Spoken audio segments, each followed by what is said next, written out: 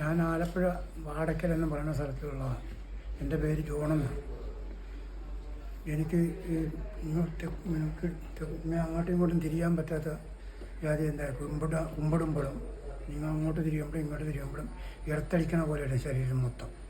അങ്ങനെ വണ്ടാനം മെഡിക്കൽ കോളേജിൽ ഡോക്ടറെ പോയി കണ്ട് അങ്ങനെ ഡോക്ടർ പറഞ്ഞ് MRI സ്കാൻ ചെയ്യണമെന്ന് പറഞ്ഞു.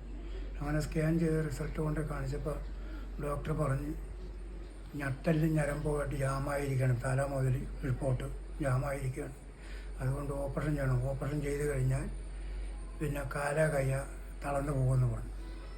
അങ്ങനെയാണ് ഈ മൊബൈലിൽ ഈ വാട്സപ്പിൽ ഇവിടെ പാണാവള്ളി അസീസ് ഹോസ്പിറ്റലിൻ്റെ ഇത് കണ്ടത്.